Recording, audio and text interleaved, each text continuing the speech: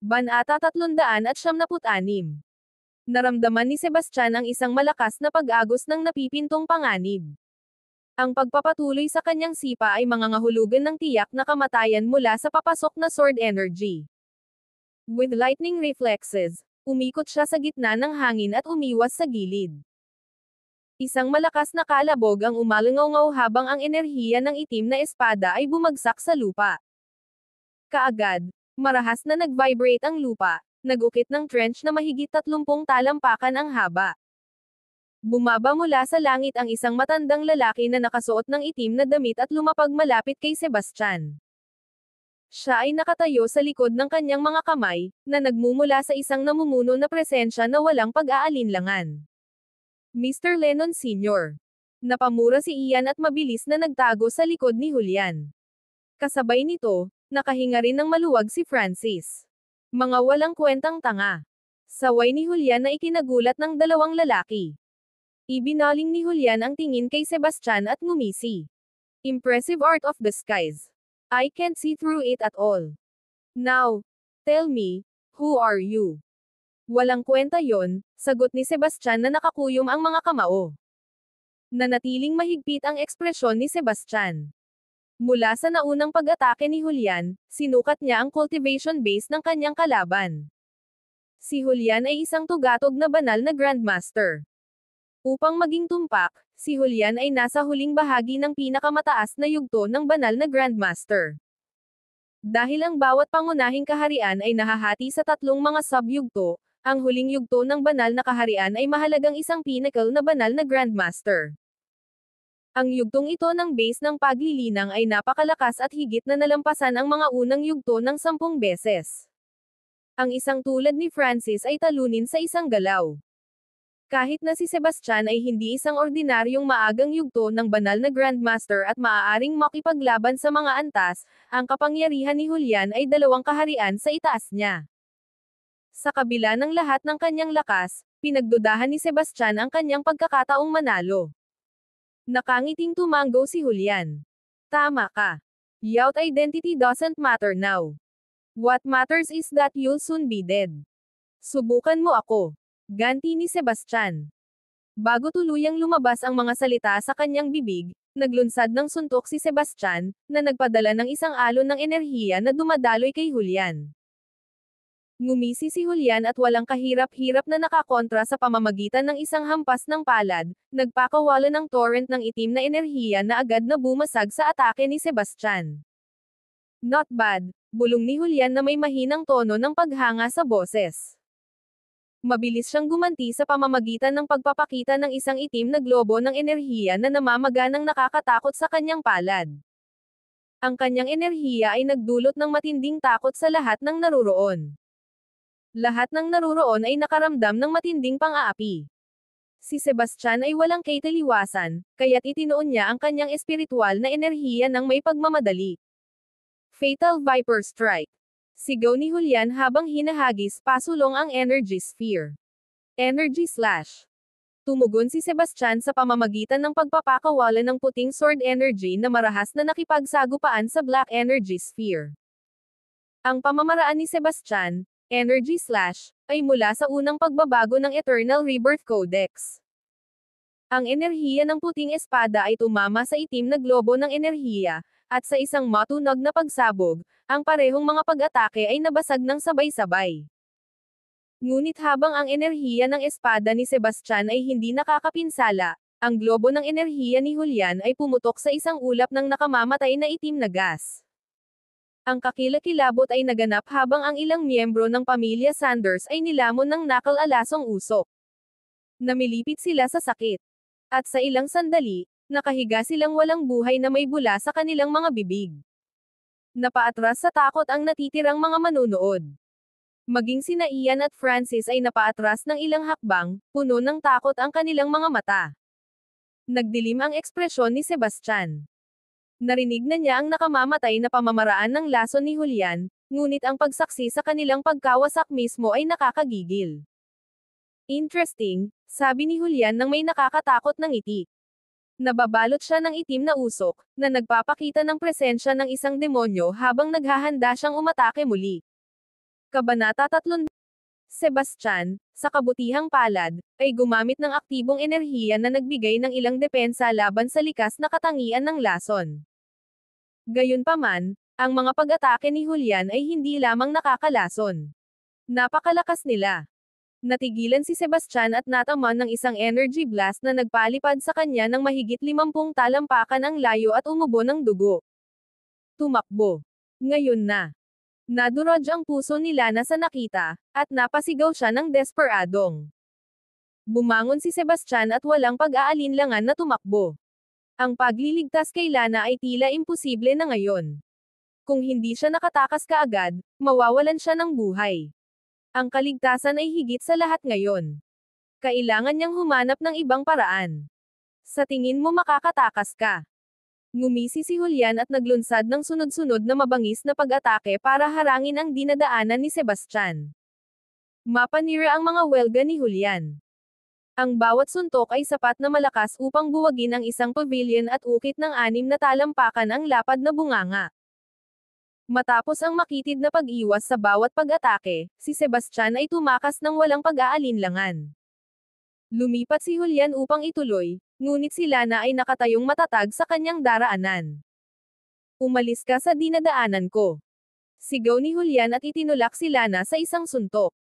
Kahit na bumili siya ng kaunting mahalagang oras, sapat na iyon. Naglagay na si Sebastian ng malaking distansya sa pagitan nila. Lana, okay ka lang. Sumugod si Locke para alalayan si Lana habang umuubo ito ng itim na dugo. Bumalatay ang puot sa mga mata ni Julian. Kung wala si Lana, hindi makakatakas si Sebastian. Nang maramdaman ang galit ni Julian, mabilis na pumagitna si Locke. Lolo, huwag ka nang magalit. Sisiguraduhin kong hindi ka na muling susuwayin ni Lana. Pakiramdam ni Julian ay bahagyang nawala ang kanyang galit matapos marinig ang sinabi ni Locke. Lalo na't nagustuhan niya si Locke. Inabutan niya ito ng tableta. Give her this, quick. Salamat, Lolo, sabi ni Locke at mabilis na iniabot ang tableta kay Lana. Samantala, inutusan ni Julian ang lahat na tugisin si Sebastian sa anumang paraan. Bagamat hindi niya kilala kung sino si Sebastian, ang kanyang lakas ay nagdulot ng malaking banta na nangangailangan ng agarang pag-aalis. Nasaan si Mr. Ethan? Saan siya nagpunta? Tanong ni Julian. Sumagot si Locke, Lolo, pinabantayan ko po siya kay Sebastian. Nagmamadaling pumunta si Julian sa kulungan ng baboy, ngunit parehong wala na sina Ethan at Sebastian. Sa matinding pagtatanong ni Julian, isiniwalat ng mga gwardya na umalis si Ethan sa kanyang pwesto, ngunit wala silang ideya kung saan nagpunta si Sebastian. Si Sebastian in disguise kaya ang peking Mr. Ethan na iyon. Haka-haka ng isa sa mga elder. Imposible. The impostor was far too strong to be him, sagot ni Locke. Tumanggaw si Julian. Tama ka. Hindi maaaring maging ganoon kalakas si Sebastian. Pero si Sebastian man o ang impostor, dapat silang sirain. At kailangan nating mahanap ang totoong Mr. Ethan, patay o buhay. Ang mga pamilya Lennon at Sanders ay naghanap sa buong gabi ngunit wala pa ring nahanap hanggang madaling araw. Samantala, nagtago si Sebastian sa villa ni Cassandra para gumaling sa matinding sugat at lason na dulot ng pag-atake ni Julian. Ang kanyang matibay na katawan at ang Purple Miracle Pill ay tumulong sa pagpapaalis ng lason at paghilom ng kanyang mga sugat. Matapos itago ang sarili bilang isang ordinaryong binata, nagmamadali siyang bumalik sa tirahan ni Lennon. Ang tirahan ng Lennon ay pinalamutian ng maligaya para sa kasal nina Locke at Lana. Dumating ang mga panauhin upang mag-alay ng pagbati habang buong pagmamalaking sinalubong sila ni Locke sa pasukan. Ngayon, ang kanyang mukha ay nagniningning sa pagmamalaki at kaligayahan. Kabanata 378. Ang Phaedra Island ay yumuko sa impluwensya ng 4 na pamilya, kasama si Lynch sa tuktok, na sinundan ng York, Sanders, at Lennon sa pababang pagkakasunod-sunod ng kapangyarihan. Laging nasa ibaba, ang mga Lennon ay nagkikimkim ng malalim na sama ng loob sa kanilang mga karibal. Ngunit ilang araw lang ang nakalipas, natalo ng pamilya Lennon ang pamilya Sanders at sa wakas ay tinanggal ang kanilang katayuan sa ilalim ng ranggo. At ngayon, Ang dating walang pakialam at walang pakialam na si Lana ay malapit nang maging nobya ni Luke. Dobleng selebrasyon iyon para kay Luke, at halos hindi niya mapigilan ang kanyang pananabik. Sa di kalayuan ay natanon na ni Sebastian si Luke. Namumula siya sa pagnanais na patayin si Luke ngunit napigilan niya ang sarili. Sa halip, tumungo siya sa Sanders Manor, kung saan malamang nabihag pa rin si Lana. Mukhang matamlay ang mga gwardya at humihikab sa kanilang mga pwesto. Dahil sa hindi pangkaraniwang catamaran na ito, naging maingat si Sebastian. May nangyari. Kailangang magkaroon ng pananambang, lalo na pagkatapos ng tangkang pagdukot kagabi sa nobya. Ang pagmamadali ngayon ay pagpapakamatay.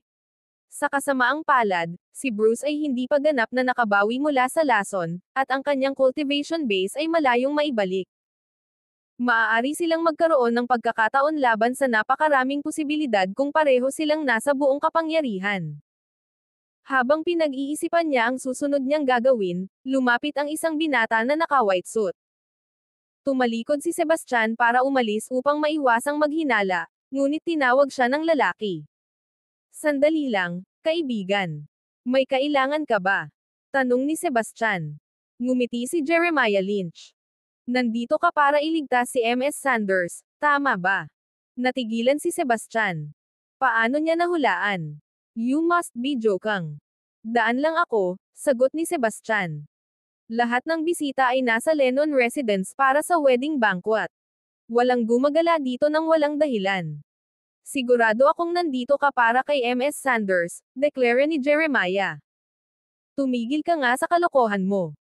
May lakad lang ako, tanggi ni Sebastian at tumalikod na para umalis. Kung gusto mong iligtas si MS Sanders, matutulungan kita, alok ni Jeremiah. Nag-alinlangan si Sebastian. Wala pa siyang plano, at magsisimula na ang kasal. Siguro ang pagtitiwala kay Jeremiah ngayon ang tanging pagpipilian niya. Mapanganib iyon, ngunit handa siyang makipagsapalaran para kay Lana. Paano mo ako matutulungan? Tanong ni Sebastian pagkatapos tumalikod. Nanatiling nag-iingat si Sebastian at handang hampasin kung biglang kumilos si Jeremiah. Sa kanyang kasalukuyang cultivation base, kakaunti sa Fader Island ang makakapantay sa kanya. Maging si Julian ay magpupumilit na pigilan siya kung magpasya siyang tumakas. I can't reveal the specifics. You would just have to cooperate with me, sabi ni Jeremiah. Paano mo ba talaga ako gustong makipagtulungan?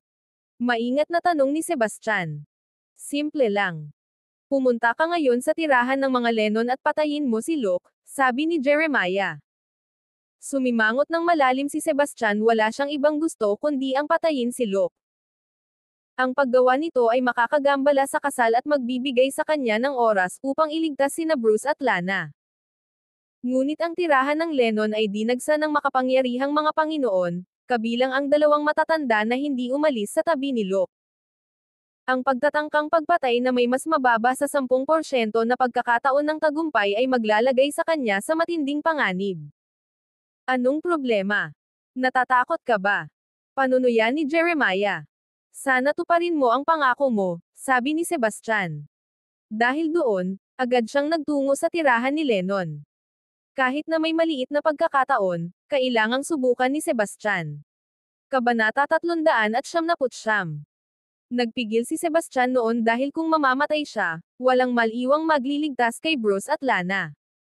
Malapit na silang maging scapegoats ng pamilya Lennon.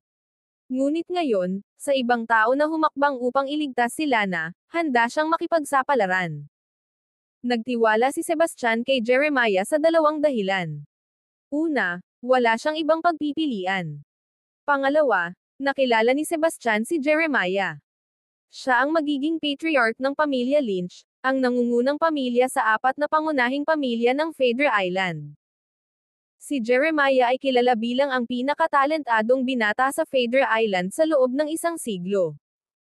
Naabot niya ang Divine Realm sa edad na 20, at pagsapit ng 27, hindi maarok ang kanyang cultivation base.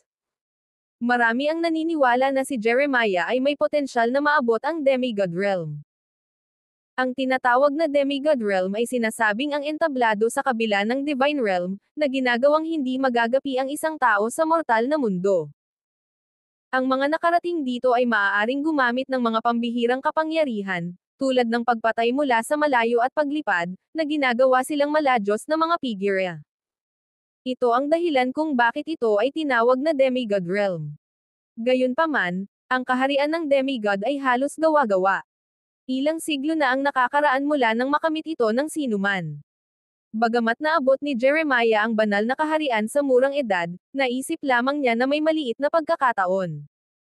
Isa pa, naniwala si Sebastian kay Jeremiah dahil alam niyang mahal ni Jeremiah si Lana.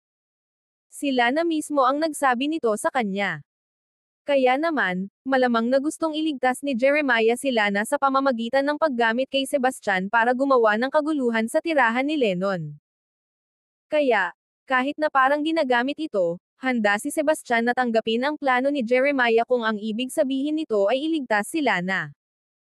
Tamang-tama, ipinakita ni Jeremiah ang isang tuso at matagumpay na ngiti sa sandaling tumungo si Sebastian sa tirahan ng Lennon. Ang presensya ni Jeremiah ay hindi nagkataon lamang.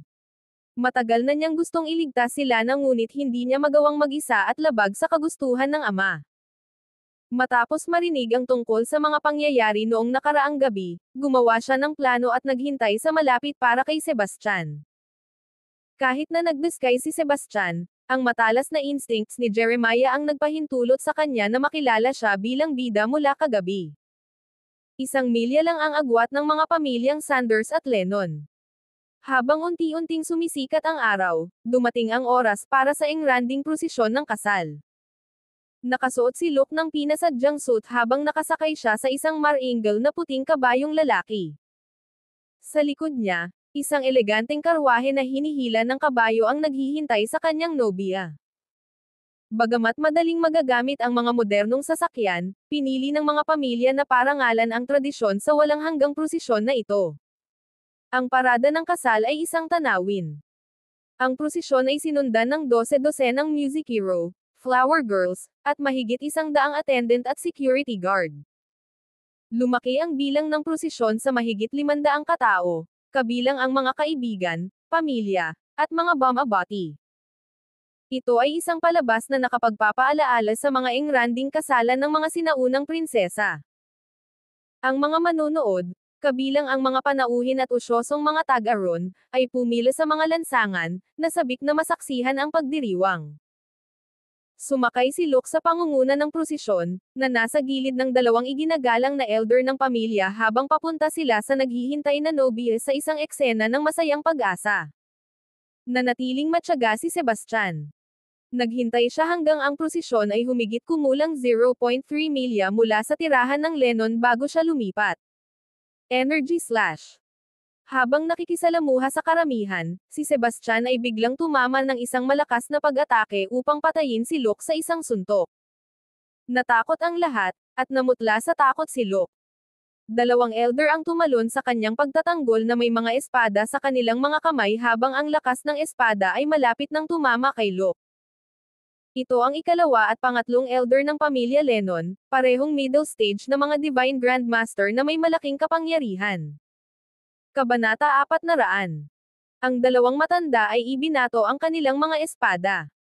Sa isang nakakabinging boom, ang kanilang sword energies ay agad na nabasag habang ang white sword energy ay nagpatuloy sa walang humpay na pagbaba nito. Dahil sa gulat, nagmamadaling itinaas ng mga elder ang kanilang mga espada upang harangan ang pag-atake. Isa pang pagsabog ang yumanig sa lupa nang tumama sa kanila ang napakalaking enerhiya, na nagpabagsak sa mga elder sa lupa. Sa isang malakas na putok, lumikha ito ng dalawang napakalaking crater na sumipa ng mga ulap ng alikabok. Tanga Mr. Luke. Ang mga katulong at mga gwardya ay naglabas ng mga sandata at bumuo ng isang pananggalang na bilog sa paligid ni Lucas. Tumayo ka sa daraanan ko, at mamamatay ka. Sinugod ni Sebastian si Luke, hawak ang isang maikling espada na nakita niya sa villa. Hindi ito ang kanyang napiling sandata, ngunit tinalo kamay. Hiniwa ni Sebastian ang ilang gwardya sa kanyang dinadaanan sa isang indayog. Agad na nagpundo ang dugo sa lupa. Ang Kanilang mga hiyawan ng paghihirap ay nagdulot ng panginginig sa mga gulugod ng lahat. Nagsisigawan at nagsitakas ang mga nanonood sa lahat ng direksyon. Hindi napigilan, sumulong si Sebastian, na pinatay ang sinumang maglakas loob na humadlang sa kanyang pagsulong.